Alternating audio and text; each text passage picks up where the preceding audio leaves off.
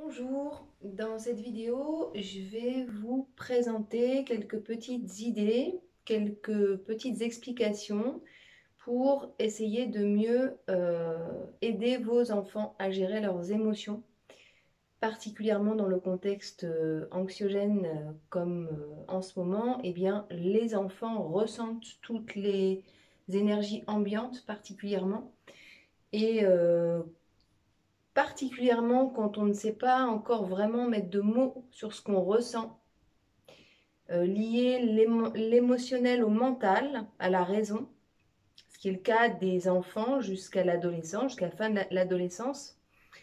Eh bien, on peut souvent se sentir particulièrement perdu dans ses émotions. Et donc, l'idée, c'est de chercher à savoir comment faire verbaliser l'enfant, mettre des mots sur son ressenti, et puis apporter des solutions d'apaisement, en tout cas pour un temps, et puis pour qu'il puisse aussi utiliser ces outils-là, lui, de façon autonome. Donc voilà. Moi, je suis professeure de yoga et j'anime aussi des séances de gestion des émotions pour des adultes, des groupes, des enfants, dans un lycée professionnel, dans une maison d'insertion, avec des petits, des grands. Et c'est très, très intéressant de voir les réactions des gens et de voir un peu comment chacun, on a tous des stratégies pour gérer nos émotions qui sont parfois très très efficaces. Et donc ces séances, elles vont pas servir à venir dire non, tu gères pas bien tes émotions, il faut que tu fasses comme ça, comme ça. C'est juste expliquer certains liens entre les émotions, les sensations, qu'est-ce que j'en fais au niveau de mon mental et au niveau de mes réactions. Et est-ce que je peux essayer de prendre conscience de tout ça pour aller vers un cercle plus vertueux et prendre conscience de là où j'ai des blocages et où je gère pas et où je peux juste en posant mon attention dessus et en comprenant un peu ce qui se passe et juste en acceptant d'écouter mon émotion, d'écouter ce qu'elle a à me dire, eh bien en général, alors on règle pas les problèmes, mais en tout cas on les vit moins mal. Et ça aide vraiment au fur et à mesure à moins agrandir, laisser s'accumuler des tensions, de la colère, de la peur et de la tristesse aussi. Et puis des fois une accumulation d'une certaine émotion à force de ne pas être traitée, à force d'être niée ou refoulée, eh bien elle va se transformer en une autre émotion. Et puis en fait, au bout d'un moment, on ne les maîtrise plus du tout. On ne sait même plus d'où ça vient parfois. Donc, c'est important d'avoir des habitudes pour une bonne hygiène émotionnelle, entre guillemets, même si on maîtrise jamais tout. De toute façon, des émotions ne sont pas faites pour être maîtrisées, mais pour être entendues, accueillies. Et puis aussi, et puis pour accepter de les laisser partir aussi quand elles ont joué leur rôle. Elles sont venues nous transmettre un message et on a entendu le message. On a dit, ok, j'ai une prise de conscience, mon émotion m'a fait prendre conscience de quelque chose. Eh bien, qu'est-ce que je peux mettre en place en matière d'action, de réaction pour faire évoluer ma vie dans le bon sens? Parce que les émotions en général sont là pour nous donner des signaux. C'est un petit peu comme un tableau de bord, c'est un peu comme une voiture. Et voilà, quand il y a un voyant qui s'allume, je sais qu'il y a un problème voilà, dans tel endroit de la voiture. Eh bien, notre corps, il vient vraiment nous donner des informations sur ce qui se passe en nous par rapport à ce qui se passe à l'extérieur, et puis ce qui se passe en nous par rapport à l'intérieur. Émotion, ça vient de movere en latin, ça veut dire bouger. Donc une émotion, elle n'est pas faite pour rester à un endroit du corps. Et on le ressent quand il y a un truc qui nous déplaît, qui nous a provoqué une sensation très désagréable, eh bien on le sent qu'en général c'est un blocage d'énergie. Donc on va sentir des tensions à un endroit du corps. Ça se matérialise dans le corps en fait. Les sensations, ces énergies, ces émotions vont créer des blocages énergétiques à des endroits précis du corps. Et ces endroits-là, ils viennent nous parler de la nature et du message de nos émotions. Alors, je voudrais vous présenter un petit jeu des cartes. Alors, c'est pas des jeux, hein, mais en tout cas, c'est des outils. Carte des sensations. Donc, si ça vous intéresse, vous pouvez me demander, je vous donnerai les références. Hein. Je peux en faire de pub, il y en a plein de sortes différentes. Carte des sensations. Voilà, donc différentes sensations et où est-ce qu'elles se localisent dans mon corps. Voilà, voilà. Donc tout ça, c'est quand on a du mal à exprimer et à ressentir, eh bien, on va aller utiliser des petites cartes pour prendre l'habitude de sentir où est-ce que ça me dérange dans le corps, accueillir, ne pas refouler, dire ok, ben je ressens ça, je ne peux pas le maîtriser. Le fait que je ressente ça, ben ça, et si je cherche à le contrôler, eh ben c'est là que ça va mal se passer, c'est-à-dire que ça va créer des blocages encore plus grands. Et puis souvent, ça se manifeste autrement, comme d'une façon souvent inattendue. Donc en fait, ça, c'est pas très très bon pour l'être humain de façon générale. Donc je ressens des messages dans mon corps, et ça, c'est notre fonctionnement, et ça nous est utile. Il faut pas nous l'enlever, enfin je veux dire, ça fait vraiment partie d'outils très importants pour savoir où on en est avec ce qui se passe autour de nous, et comment y réagir. C'est dire si c'est précieux. Et puis j'ai un autre jeu, donc c'est les émotions, comment ça marche. Ok. Et donc là, on a des petites cartes. Alors bon, j'aime bien montrer la colère, mais là, on va plutôt parler de la peur, là. La peur. Donc j'ai un petit titre, un petit bonhomme qui fait une grimace, il n'est pas content, mais on a des cartes d'émotions positives aussi. Hein. Et puis, au verso, eh bien, on a des questions. Donc, je ne sais pas si on voit très très bien, mais je vais en parler après. Des questions qu'on peut se poser quand on ressent de la peur. Ici, ça va être, demandez-vous de quoi avez-vous peur. Des fois, on n'a pas conscience, on ne sait pas mettre des mots. Y a-t-il une raison objective à cette peur? Comment vos peurs affectent-elles votre vie? Comment aimeriez-vous y remédier? Alors moi, j'ai d'autres questions que celle-là à poser par rapport aux peurs. Mais déjà, ça permet de donner une forme à la gestion de la peur. Et ensuite, on a une petite affirmation positive pour lutter contre cette peur, pas en la mettant de côté, en disant ah, on la plante sous le tapis, mais pour attirer des énergies plus positives. Affirmation ici, j'inspire l'amour, j'expire la peur, je savoure la vie au maximum, je suis intrépide, puisque l'inverse de la peur, on va aller chercher dans l'amour, on va aller chercher dans le courage. C'est un point de vue, il peut y en avoir d'autres, mais là, c'est ce qui est proposé. Et voilà, donc toutes ces petites cartes-là avec, voilà, le courage, courageux, demandez-vous, nanana, etc. La déception, hop, je suis contrariée, je suis triste, etc., etc. Et donc, là, j'ai que du négatif, mais il y en a aussi des positifs. Courageux, c'est positif. Voilà, j'avais fait un petit tri par rapport à des thématiques particulières. Et donc, avec ces cartes, eh bien, on va pouvoir simplement partir à l'écoute et essayer de mettre des mots. Par exemple, pour ce qui est des sensations au niveau de la poitrine. La poitrine, c'est là où se passe la respiration en termes de mouvement. C'est là que se trouve le cœur en termes de mouvement aussi, puisqu'il bat. Et on sait combien respiration, cœur, c'est vital.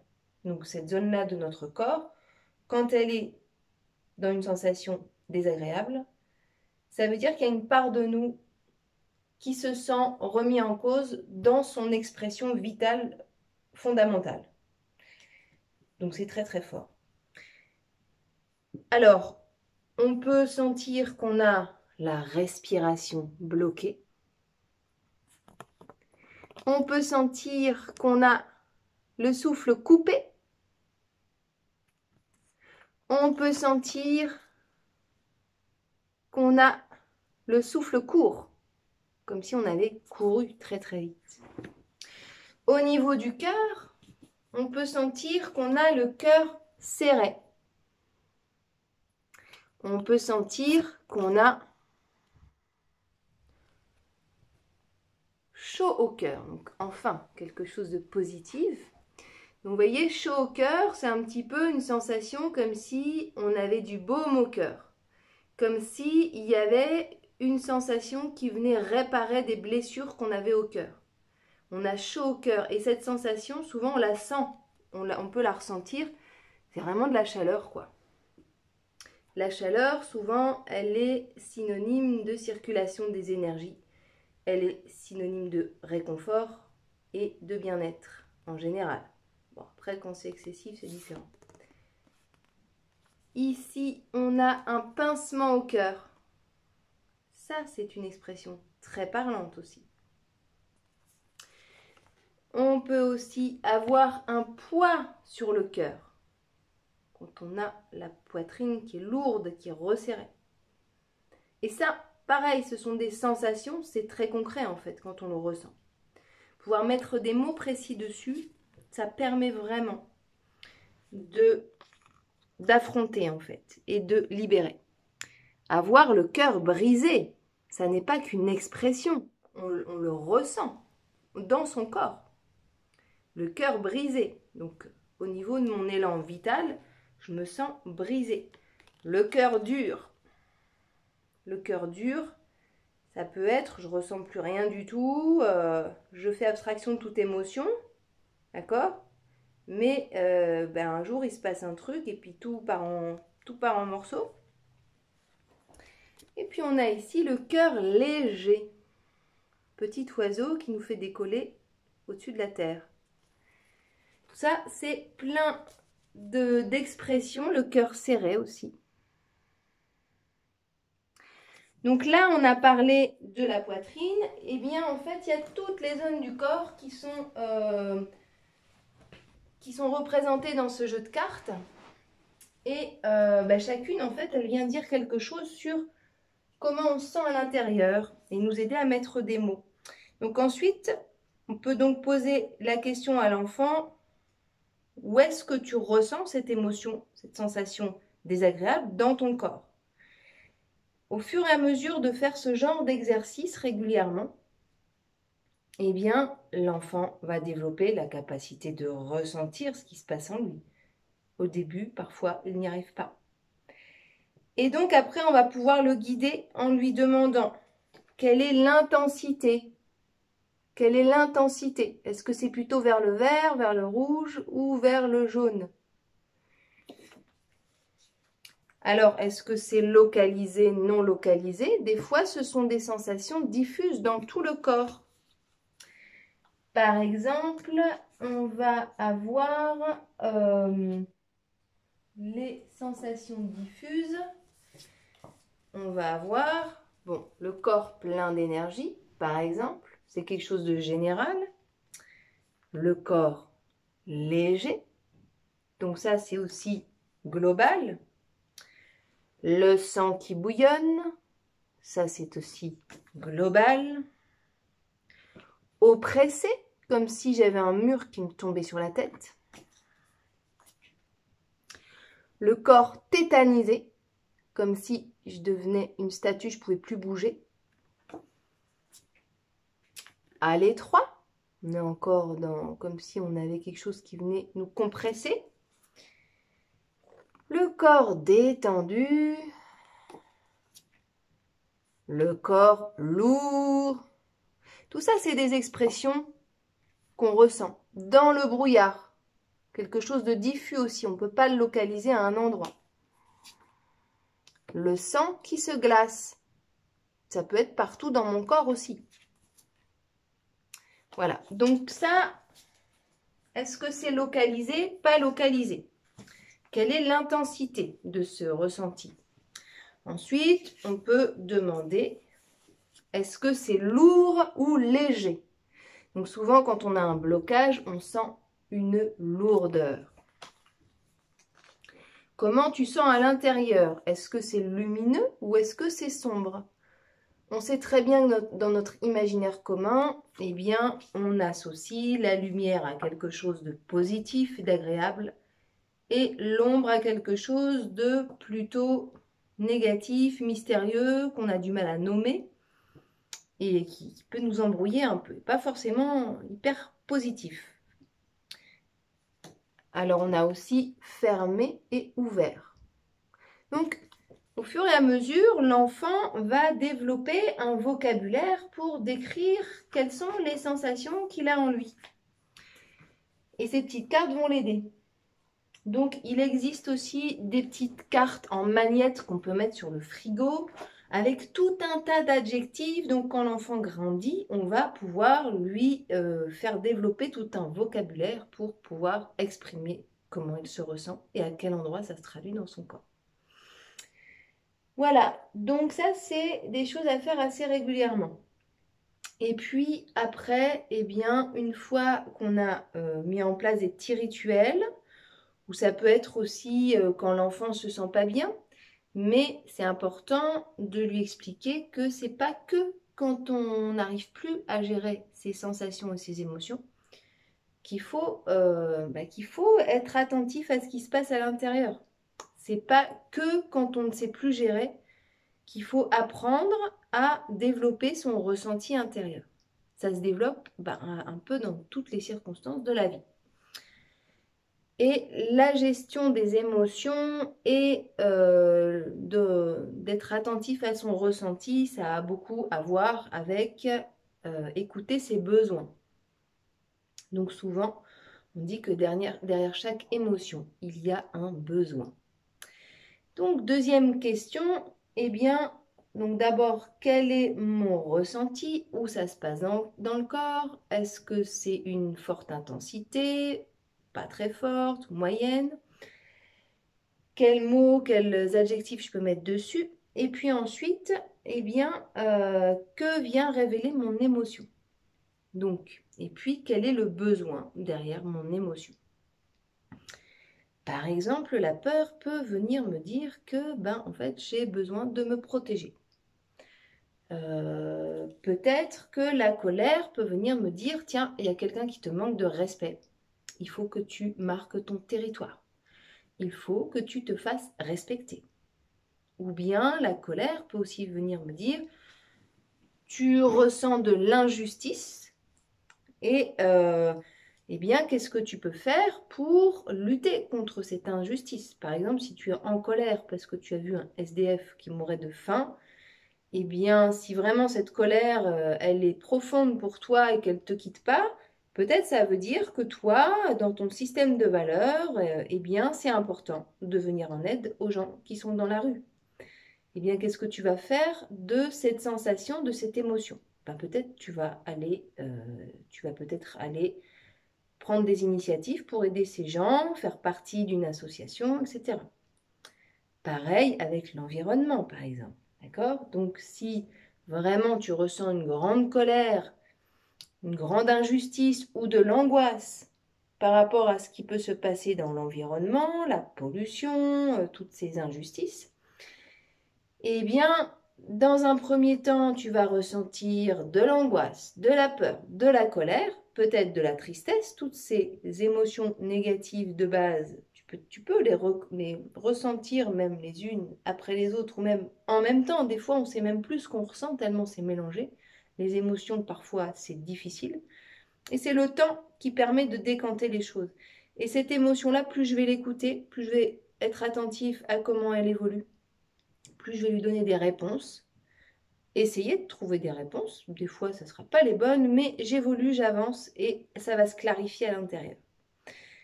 Et je suis angoissée ou j'ai de la colère parce que le monde est pollué, je sens de l'injustice par rapport à ça. Eh bien, qu'est-ce que je mets en place dans ma vie pour, pour me sentir dans l'action plutôt que dans la paralysie de ma peur? Et là, je vais sentir que ça recommence à circuler. Ça ne veut pas dire que j'aurai plus peur. Ça ne veut pas dire que je serai plus angoissée. Mais Ça ne veut pas dire que j'aurai plus de colère. Mais comme je joue mon rôle et que ça va dans le sens qui est cohérent pour moi, eh bien, ça va venir me nourrir et équilibrer mon système émotionnel. Ce qui fait que je ne vais plus ressentir cette injustice criante de colère parce qu'au final, en plus d'être en colère contre ce qui se passe à l'extérieur, je suis en colère contre moi-même parce que je ne fais rien. Et quand j'ai peur, c'est ça. En fait, j'ai peur par rapport à ce qui se passe à l'extérieur. Et la peur, elle reste paralysante et, comment dire, assez insupportable tant qu'on ne lui a pas amené une réponse. Donc, quelle réponse j'apporte à ma peur, à ma colère, à ma tristesse, etc. Voilà, voilà. Donc ça, c'est le besoin d'action, de réaction ou le besoin, ça peut être aussi, tiens, je me sens triste, j'ai besoin qu'on s'occupe de moi.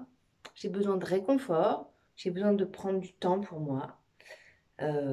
Voilà, qu'est-ce qu'elle vient me dire, ma tristesse? Elle vient me dire que quelque chose s'est terminé, quelque chose, ou parfois ça peut être une vie, la vie de quelqu'un qui a pu peut-être se terminer. Eh bien, c'est un cycle qui se termine. Je fais face au manque, donc aussi une injustice quelque part, hein, comme quoi les émotions se mélangent.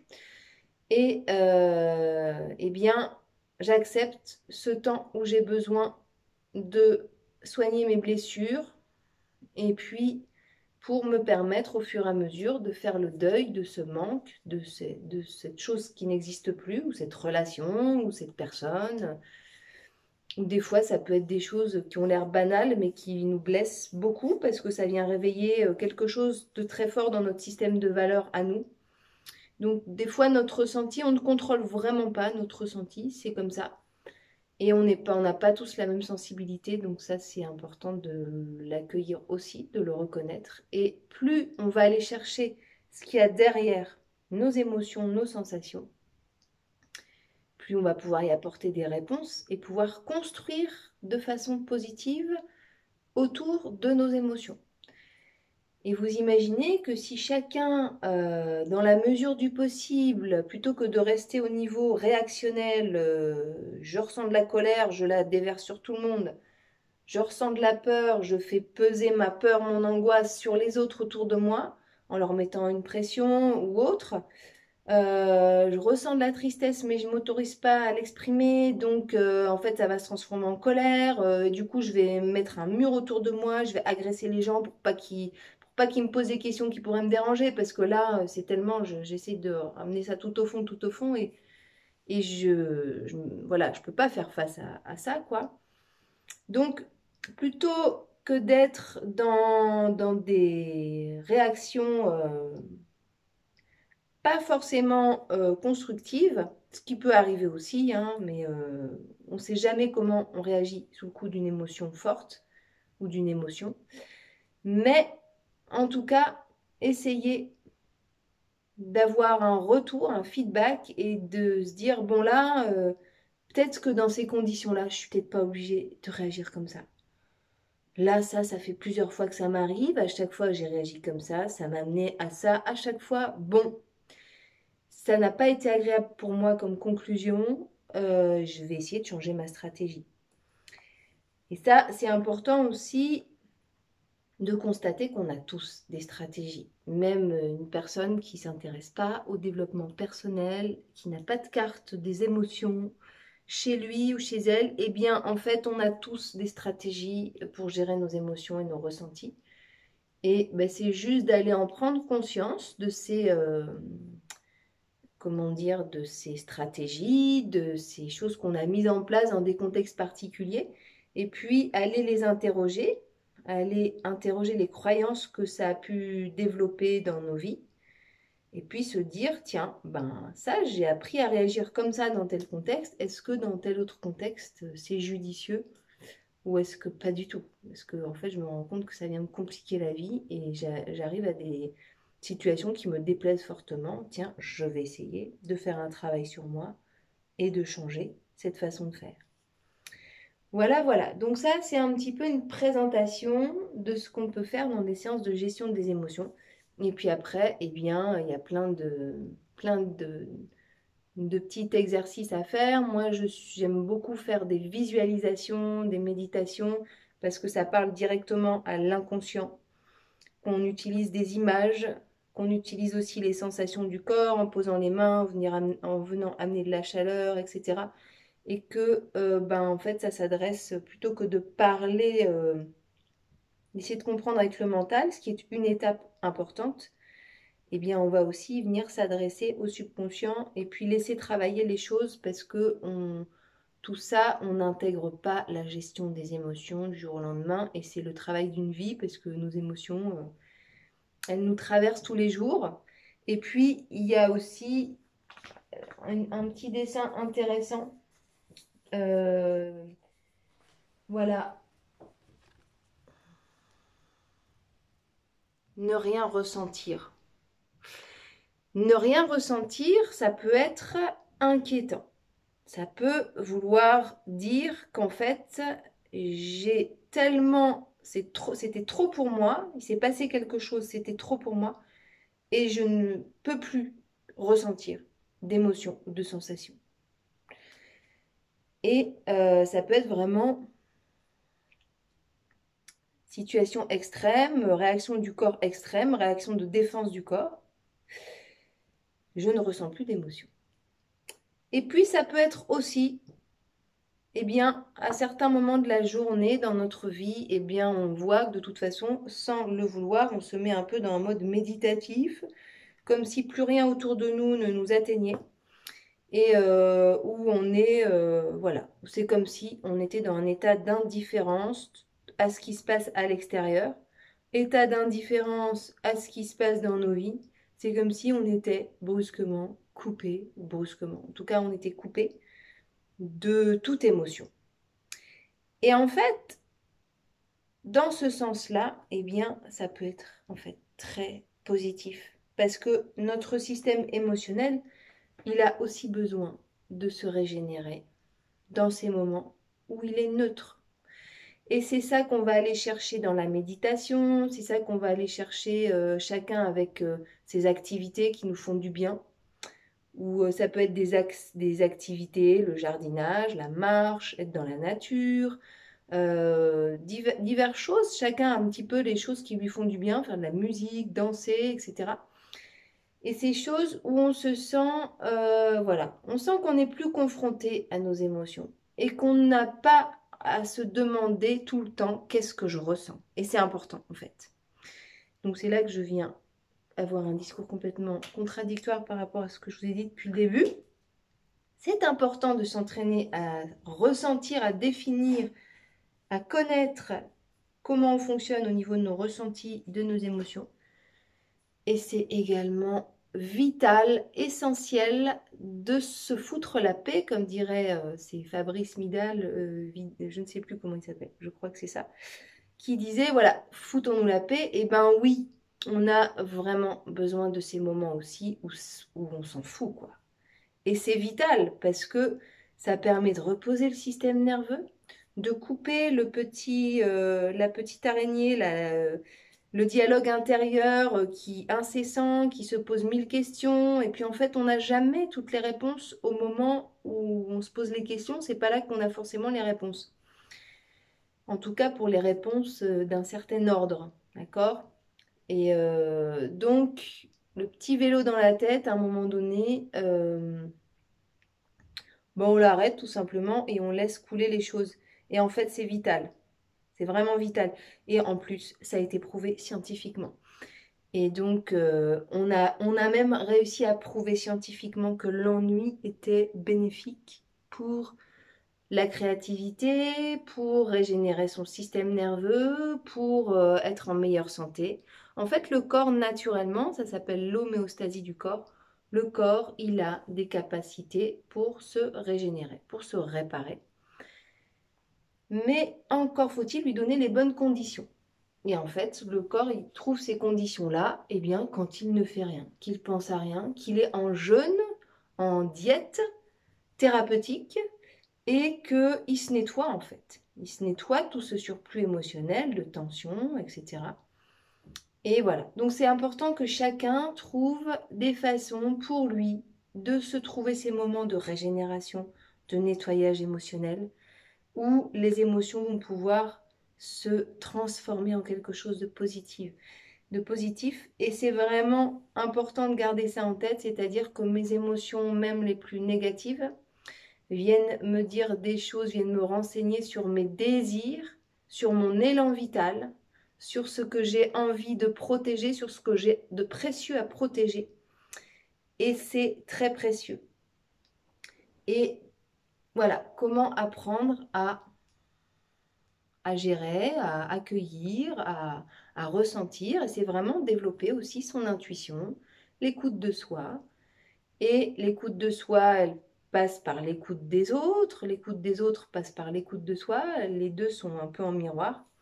Donc c'est vraiment une attitude, voilà, de chercher à faire sa météo intérieure de façon régulière et accepter aussi ces moments où on ne pense pas, où on ne ressent pas et que c'est OK.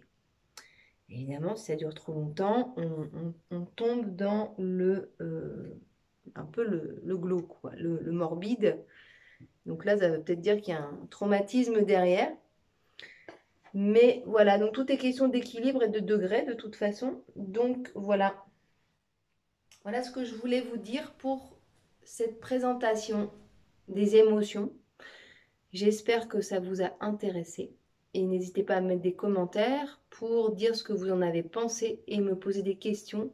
Parce que je pense faire d'autres vidéos sur cette thématique. Et pour ça, c'est pratique pour moi de connaître les besoins et les questions des personnes qui m'écoutent. Voilà, voilà. Ben, je vous remercie beaucoup. À très vite.